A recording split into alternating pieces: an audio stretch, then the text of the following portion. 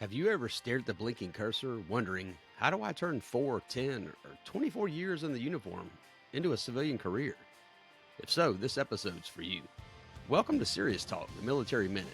I'm your host, Greg Banks, and this show exists to honor veterans and military spouses, unpack the reality of service, and shine a light on the resources that actually help when you're stepping off the ramp into civilian life, especially in the tech and Salesforce ecosystem.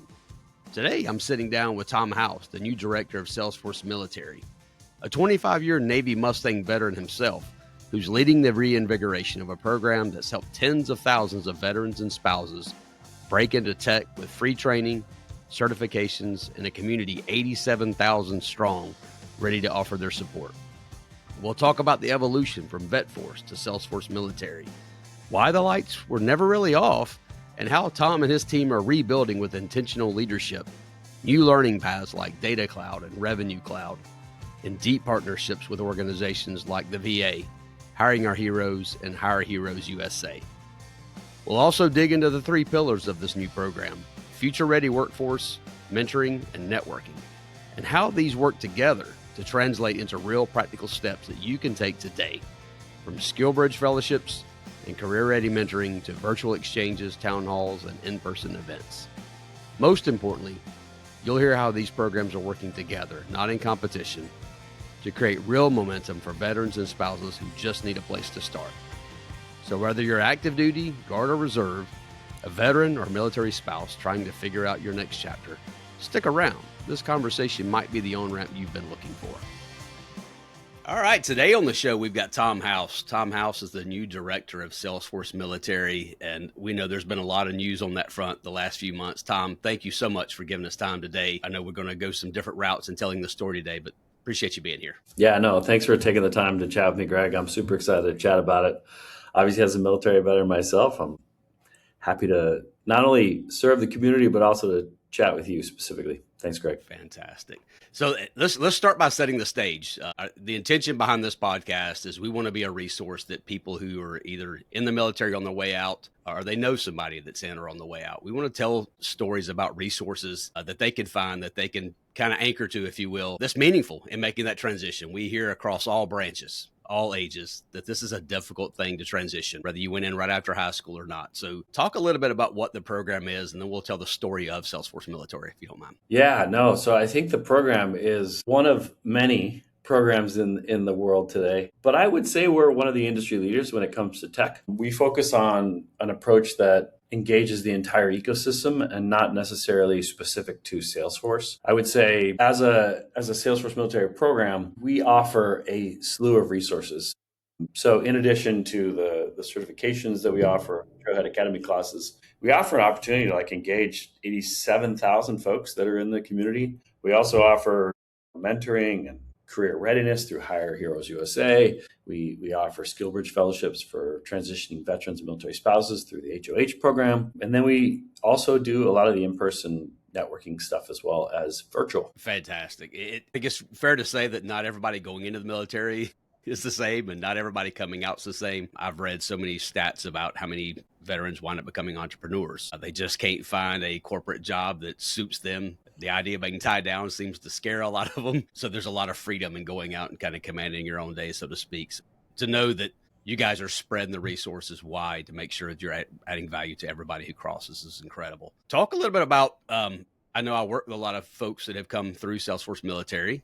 I know it's a program that's been around a while. I know over the last couple of years, it's had its own challenges. You want to talk a little bit about kind of where things have been over the last couple of years, let's say? Well, I think it's important to know my aspect of where I came from, right? So there was some challenges associated with the program that we all were aware of. I don't think that we ever turned off the lights on, access to the certifications or the Trailhead Academy classes, but we just lost a lot of leadership over those years. And so that created some vacuum, right? And so earlier this year, there was a motion to get the program back up and running in a way where we had leadership as well as leadership that was influenced by military experience. So my own personal experience, I come from a Navy background. I did 10 years on the enlisted side and I finished my last 15 years in the Navy as a supply officer. So I'm what they call a Mustang, served 25 total years in the Navy. I like to say 25, but it's actually 24 years and 11 months. So it's, 1 month out before actually qualifying as,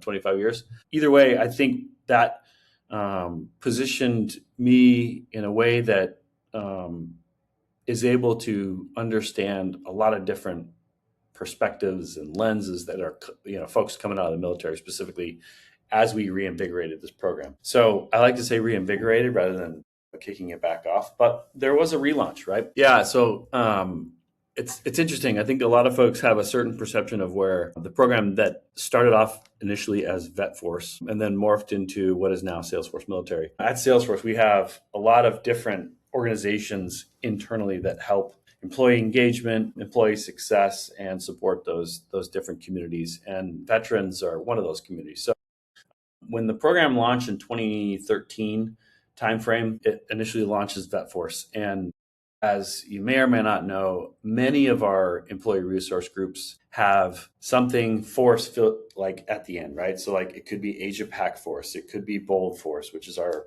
African American Black History, employee resource group, or what we're now calling business resource groups. It could be Outforce for LGBTQIA plus folks. So we had not necessarily an identity crisis, but there was a little bit of like conflict. Is Salesforce, is VetForce a employee resource group, or is it a externally facing organization? I think at that time in 2013, it was both. And there was a certain amount of engagement that was required externally, and there was a certain engagement required internally for our employees. And so they're spurned off what is now VetForce as an employee resource group and was born Salesforce Military, I think right around 2014 time. So that first year that kicked off, it was VetForce. And so that's why a lot of folks have the VetForce name associated with the Salesforce Military program, along with, some of our, old system updates that have VetForce still labeled on there. And we're working through all of that as we speak. So as it stands to now, the program is Salesforce Military. It's run by veterans. We have myself and Josh, both Army and Navy veterans, running the program, but it has the backing of Salesforce as a company as well. We liked the term Salesforce Military and rebranded it and started to highlight that. I think there's a lot of opportunity to partner with VetForce moving forward, and we are doing that right now. But back when the program was in its heyday, I would say 2022, 2023-ish, maybe a little bit before, you had the accidental admins, right? Like during the pandemic, if you got an admin certification, you were a hot commodity. People were sucking up admins like no tomorrow. And as in any industry, things just change. And the skill sets and needs of every company sort of shifted post-pandemic wise, right? There was a serious boom in hiring folks. And then as we saw in, early 2022 and 2023, there's the Great Recession, the Great Resignation, you fill in the blank, a lot of changes in the industry. Right. And as a result, Salesforce Military, was scaled down as well. And while it wasn't a perfect program, there were still things that people were able to leverage. I mean, I can tell you countless stories of folks that continue to get free certifications that while they were admin, they realized that this change in the industry kind of allowed them to pivot into, upskilling even their Salesforce skills that they had already established through the admin or developer or architect, you fill in the blank.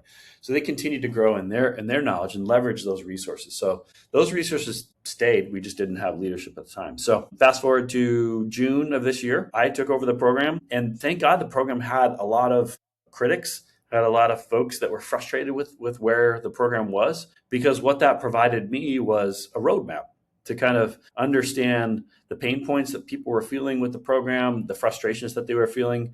And I really kind of leaned into it. I took every opportunity to chat with folks one-on-one or in groups, or, try to listen to what they were saying and take what they were saying and move it forward in a meaningful way that has the most impact we can, given the current financial situation that every company in the tech industry is experiencing as we speak. Fair enough. Yeah, it's fair to say that no big surprise that the program is going to get renamed. Salesforce likes renaming things, so no surprise there. But that said, I mean, you guys come in and have brought so much change to just the commercial industry in general. Salesforce changed my life. I was minding my own business. I was an accidental admin, so I can certainly appreciate that story. But just as much, the world has changed as Salesforce has changed. So it makes complete sense that the Salesforce Military program in order to meet your underlying goals has to change to keep up with that. So I think it was a great opportunity for you to come in and say, oh, it's not a blank slate, right? There's things here, there's people here, the certifications, all those things are still there. But let's just not pick it up and walk with it. Let's actually be very intentional about it. And that's why I love the fact you guys came in and just really open to that feedback. Everybody's probably got their own version of that story that's been around the program, and I'm sure we'll get to talk more about that. Let's talk about a little bit about where you are now. So you got there in June. 6 months seems like a really long time in some ways, but probably seems like 5 minutes if you're on that train, as I can imagine you are. Talk about some of the things, just tactical things that have happened since you got there. What have you seen? What have you heard? Where do you see that taking you? Well, I mean, there are a lot of folks out there that, well, not a lot. There are a small few folks out there that really feel that there's a lot of growth in the program still needing to happen. Josh Mendez and I agree, but on the same note, we are making incremental change. Whether that's putting, links to your Agent Blazer Champion Innovator or Legend status, or, offering that link to the AI Certified Associate program that's currently free. Or like what we have done, we've added the Data Cloud learning pathway, which that kicked off, I think, November 6th, if I'm right, or, earlier this last month. And so we had that kind of learning pathway created, wasn't created on Trailhead. It is now on Salesforce Military. We're actually in the process of updating Revenue Cloud as we speak to kind of creating those learning journeys so that you can kind of have your tailored learning paths like we have always had, which are kind of the game changers, I would say, in the self-paced learning environment that we're in, that we offer at Salesforce Military. And those two have been the two areas where folks are like, hey, we need to see Revenue Cloud, we need to see Data Cloud, and rightfully so. But again, they're not light switches, right? So to your point, 6 months is a long time. But I would say 6 months in hearing what folks want, taking those things on board, figuring out what it looks like from a financial standpoint and how I can move this needle without turning the lights off on the program current offerings, right? We didn't want to turn all the lights off, redo the whole thing, and then relaunch. We wanted to keep the lights on. So if you get on the website, you're going to see some old stuff on there, but you're going to see some of the new stuff as well, right? So you're going to see that Data Cloud, you're going to see the Agent Blazer Champion, and you're going to see some updates as we move forward as a program that's going to make incremental change that I think will make thoughtful and impactful change moving forward. So that's where we are on the tech stack. Now, a lot of folks just focus on that. That is the tech stack, and that's like Salesforce Military. Well, that is one aspect of what our program is. Yeah, before we get too far into some of those items, let's break down for somebody who's just completely outside of this or just wants to understand categorically where you're going. How would you summarize the 3 or 4 major topics that the military breaks down into? Yeah, so the Salesforce Military program has 3 buckets that we focus on, right? We focus on a future-ready workforce. That includes all the tech stack stuff, like your certifications, your Trailhead Academy classes. We added in, like I said earlier, the Agent Blazer Champion Innovator and Legend status on there. And then we have the mentoring and the networking aspect.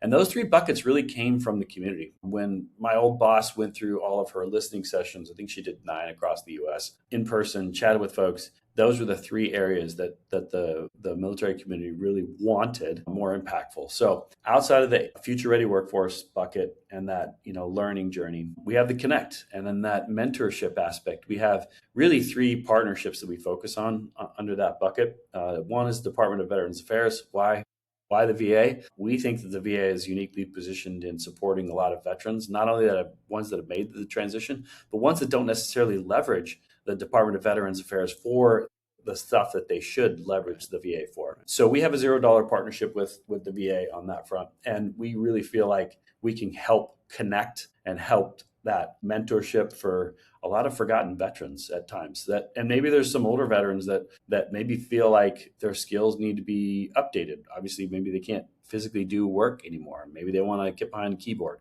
That's also an opportunity for us to kind of get in front of those veterans through the VA to impact them in a meaningful way. So that's the VA. Partnership number 1.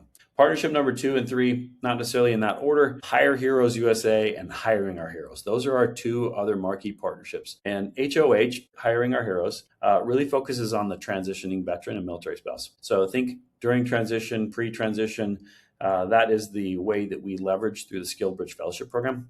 We have a small cohort at Salesforce, but we also support a lot of those other, Skill Bridge programs that are, within the Salesforce ecosystem. So it could be an SI partner, it could be a partner that has a whole slew of skilled fellows that leverage the HOH program. So that is one partnership. The other partnership, which replaced the old system Veterati, is Hire Heroes USA.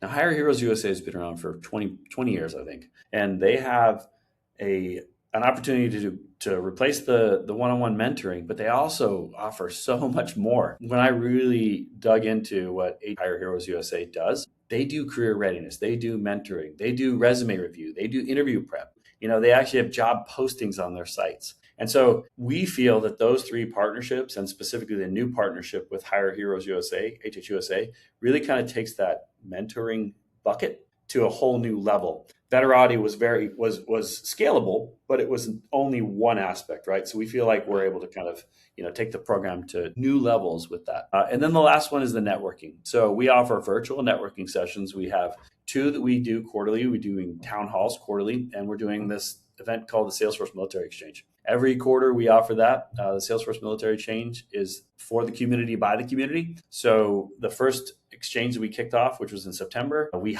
highlighted HHUSA. The next one we did, which was just in November this year, we highlighted veteran-owned businesses, and it was a great fireside chat with two MVPs that were kind of running the conversation, and they talked to 3 veteran-owned businesses, which is like fantastic. I learned so much from that call. I felt like, with the limited number of folks that join those calls, I think folks are missing out if they don't necessarily join those calls. The other piece is the in-person stuff. So we have those virtual options for folks that can't attend the marquee events, but then we also are reinvigorating the in-person, connection. So whether you're coming to Dreamforce or Trailblazer DX or some world tours, we're going to have a presence there as much as we can, right? And then we're also engaging the transitioning military community in various events. I'll be at AFCEA West coming up. I went to the MOA Total Force Plus conference. So we are starting to get back out there, get our feet to the ground, meet the community where they are, and really kind of try to make meaningful impact. Because at the end of the day, we want veterans to be prepared to transition, and we want those spouses that supported the veterans during their transition to be able to be ready to work at any point. You bring up some really important points there. I know one that you and I spoke previously about. First off, when people hear about programs like Hiring Our Heroes, Salesforce Military, Veterati, there's thousands of programs that are out there. And I think one really important note to call out here is these programs are not in competition with one another. Yep. And that's not just something we're saying, right? If you talk to people in those organizations, at the end of the day, we want to complement the efforts that any of us are putting in to maximize the value and throughput for those that need it the most. So I just want to make sure we call that out, because as I talk to some of these different organizations, it's like, oh, I was talking to Tom at Salesforce Military. Why are you talking to him? It's really important that the people who have given the most to our nation, they should feel presence from every different way.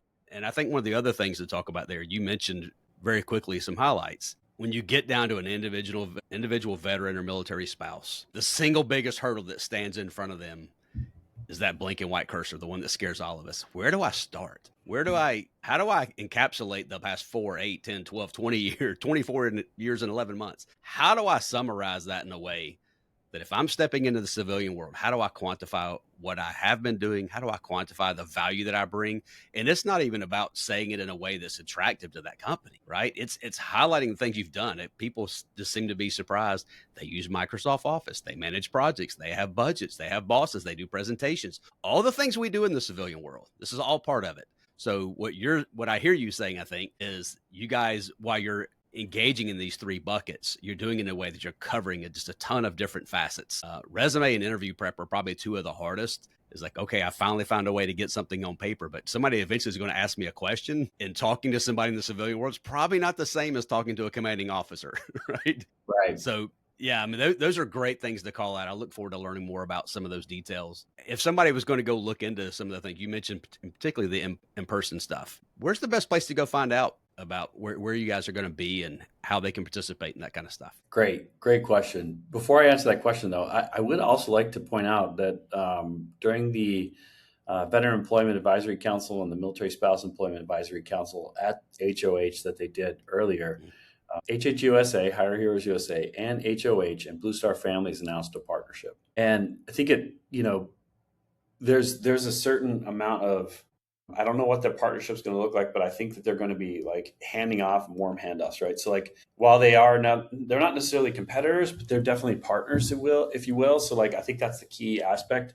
Partnerships are key, to supporting the veteran in any, and military spouse for that matter, in any possible way. So like that partnership is going to be a game-changing partnership. I'm not sure what that looks like tactically, but what that means is that if you don't know where to start, pick one of those three organizations and maybe start there. Now, to your other question that you brought up on, what we do and how we kind of focus on the veteran side. When we talk about like, where do we start? We've done that since you were in the military and you're doing it now in your transition. And then, oh, by the way, if you were one of those accidental airmen, you're like, where do I start with AI now? So like that question is like a resounding question. Where do I some And so while the Salesforce Military isn't a solution for everyone, it is a solution where you can either dive into it and start there, learning some basic knowledge of what the Salesforce ecosystem is. And if it's not for you, hey, you're still a veteran or a military spouse, and you can leverage that stuff for free. You still have access to HHUSA, you still have access to HOH, and you still have access to the VA. So like those partnerships should be some warm handoffs, right? So we feel like that's where you should start. And then in your AI journey, hey, lean into Agent Placer. We kind of feel like, hey, start there. I think if you start at the champion level, you'll kind of understand what it looks like to be, a human managing an agent, building your own agent, seeing what that could potentially look like. To, hey, wow, I'm getting really technical with this, and I'm on a legend status, and I'm going to be, marketable because I have not just an admin certification, but also this Agent Placer stuff that I'm really kind of biting off on and taking and run with it.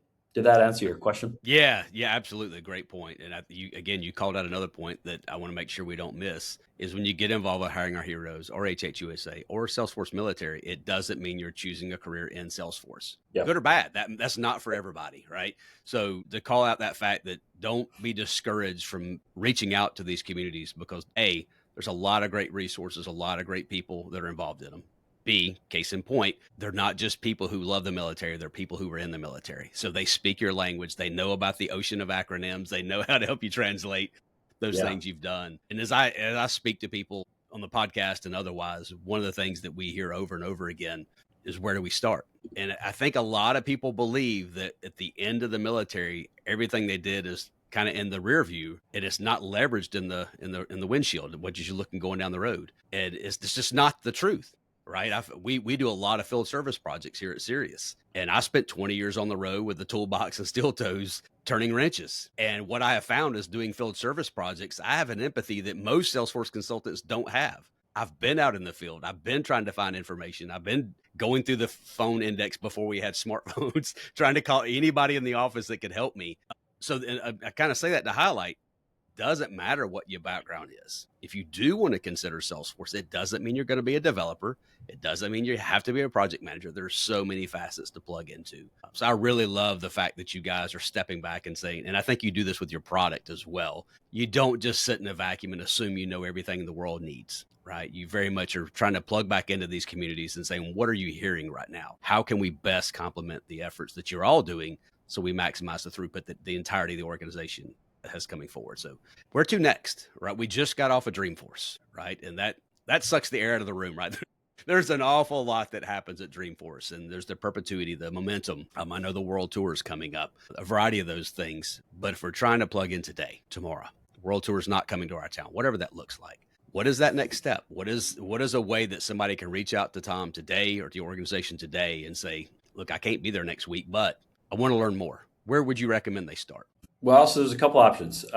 We have a Slack workspace that you can kind of leverage and get into. Happy to send that to you. We have the LinkedIn Salesforce Military site where I am like posting a bunch of stuff on there on a regular basis, as well as my counterpart, Josh, posting on there. And there's a whole slew of stuff that you can kind of leverage if you just get into the Trailblazer community. We recently launched on the Bevy platform, the Trailblazer community platform, the Salesforce Military Exchange, as well as the town halls. So we're doing announcements on all of those things. We're still doing the announcements on Chatter and on the message board in the actual Salesforce Military platform, like in their message board that we have. But at the end of the day, like if somebody just wants to get to know what Salesforce is, if you're a veteran or military spouse, just sign up for it.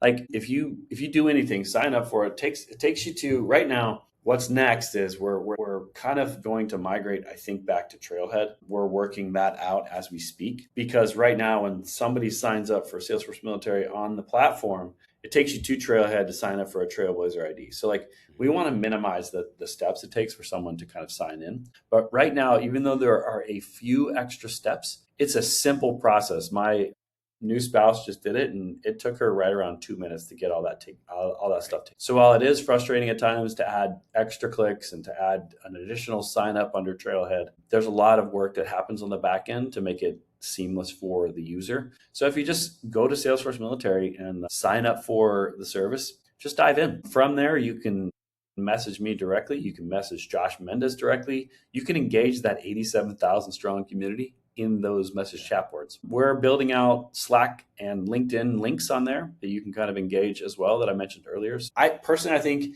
if you're a veteran and military spouse, and when we say veterans, we mean active duty service members, reserve, guard, air, and Army National Guards, as well as the transition veteran. So when I say veteran, that's what I mean. It's an all-encompassing term. And then the military spouses obviously speak for themselves, right? Whether you're currently a military spouse or a transition military spouse after your veteran has made the transition, doesn't matter.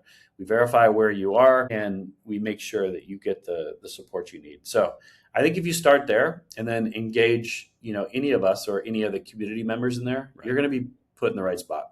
We're also talking about relaunching in Q1 the welcome events that were taking place. So when you sign up for the program, we currently do not have that right now. And part of the reason is because we don't want you to go through an old experience that we have before we give you a site that's kind of usable and that sort of thing. So keep an eye out for that. If you want to, understand what that looks like, we will be launching those, I think, in Q1. So okay, fantastic. I'll get with you. I'll get with you after and get links to all of these, and we'll put that in the show notes because it's an awful lot of words. Yeah. And if you just go Google them, it's its own wormhole. You can go a lot of different ways with it. So we'll make sure we put links to each of those distinctive items to get it out there.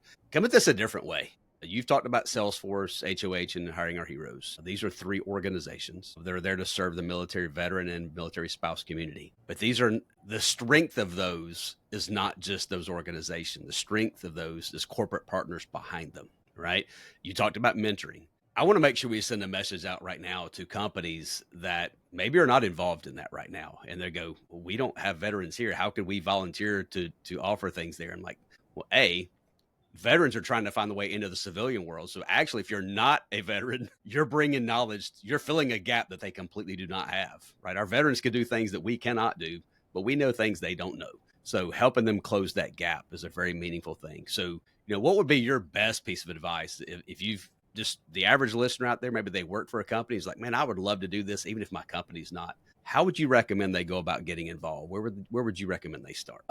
I think Hire Heroes USA provides an opportunity for folks that want to mentor veterans. That's a great place to start. The odds are like that is like an actionable thing you can do right now today. You sign up for Hire Heroes USA.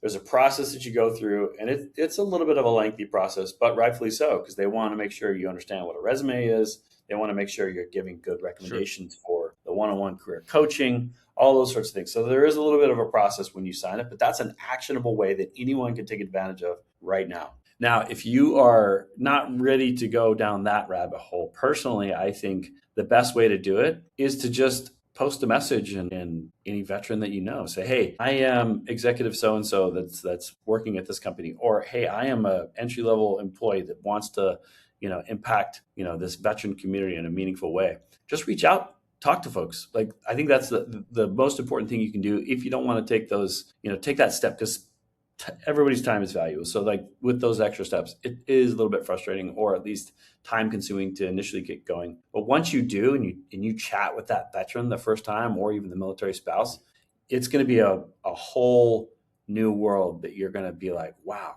these folks really, one, I think 99.9% of veterans and military spouses are completely grateful for any time that they give you. Two, I think that we do ourselves a disservice by I self-deprecate a lot. Like, am I willing to be here? Do I have like some survivor's guilt because I've, survived some of this stuff? Or am I experiencing imposter syndrome when you get to a company, right? Like those sorts of, narratives can be, curbed with the influence of others. So like if you are somebody who's confident in your job and have been in the industry for a long time, the likely is that you probably know a veteran. But if you don't, you can Google, veteran support organizations.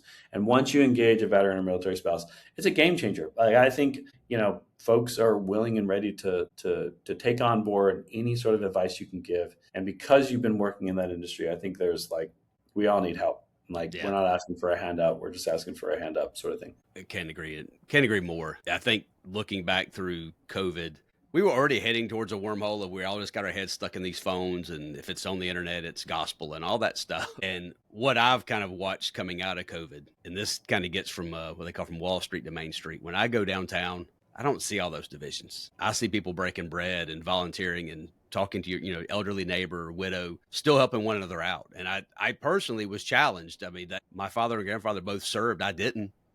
It doesn't mean I can't help, right? There's a tremendous need right now that veterans and military spouses are finding. They need a way to onboard after their time of service.